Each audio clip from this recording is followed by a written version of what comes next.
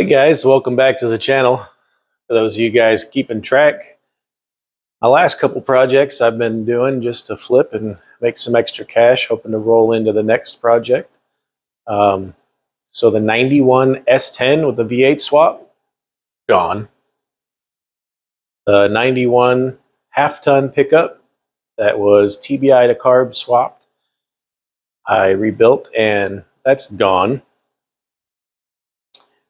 So now we moved on to the next project, which I'm kind of liking, and it's growing on me a little bit. So this one may stay for a while. It's a '68 Chevelle Malibu. A little shot here, like somebody's been started the body work doing the. It's looks good from far away, but once you get up close, you know you got all the little issues like rust, and you see kind of down in here there's some rust holes, and you know you got the removable windshield, so that's a good thing, you know, for the when you want to really get the air coming back in your teeth. Came with a lot of parts. I think I got 3 grills for it. One's on the car, 3 more grills, another header panel, another dash. Has a dash in it. That's the rear window. Seats look okay in the front. Back is destroyed. Not too much rust in here. A couple little holes here and there, which I'll patch up. It's like a factory harness from something. Gave me a whole bunch of boxes of little headlights. I probably got about 15 different headlights and these taillight buckets. Good Lord, I didn't know you could have so many. I probably got about 8 or 9 of those. So that'll get put on eBay, and maybe try to get some more funds for this motor that I'm putting together, or over car in general. Whole trunk load of parts in here too. More of these taillights, these little housings or whatever. So, well, if you know a guy that needs some, I got a bunch of them. All little trim pieces and clips, which I'm sure are going to be hard to find, and I'll need later when I put this thing back together. So that's neat. Trunk floors are all right. You can see they got some little holes here and there, but overall it's decent. You can see somebody got in there and did a quarter panel replace, which I haven't really been able to get in there and check that out too much. It looks like it's just kind of slapped on there, but they did try to do some filler work, so I don't know, maybe I just leave that smooth until I get it to drive and I take down the body and do the actual body work. But overall, it's a pretty decent little roller. I think it'll be kind of fun. When I got the Chevy truck, it came with the 5.3 in the bed. So I've gone very, not very far into that thing. And it looks horrible, so I'm going to run it. There's not a whole bunch of gunk and build up like the other truck motor, the other motor that was in that truck. So looks kind of clean. I'll probably just run it until I can get some heads and cam for it.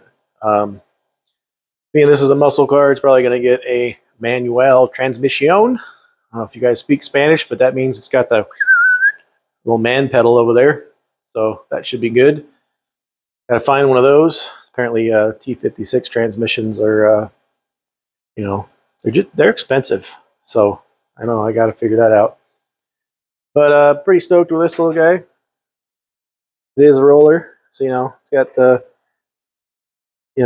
engine delete going on there. So yeah, should be a nice little platform. I think the thing that I like most about this is on this year, it's a '68, has the old vent windows, which I guess is a 1-year only mod. 69 to 72, they went with the one-piece glass. This has that door. Check this out. When you open these doors, they just drop right on down for you. Probably about a good 2 inches. So that that helps when you get older and trying to get into the car. Yeah, I really like these vent windows. They're I don't have the thing on there, but there's a little crank down there. You can crank them open, crank them closed, and keeps it so it doesn't look like all the other girls out there, and set you apart from the pack, if you will. So kind of like that. So you guys have been following for a while. You know, I got a 2-car garage here. Wife usually parks on one side most days, especially when there's that frozen stuff coming out of the sky. She doesn't like to go outside in the morning and scrape the car off. So I'm going to try to figure out how I'm going to do a frame off restoration. Just you know, right in this area right here. So I've been pondering through that today.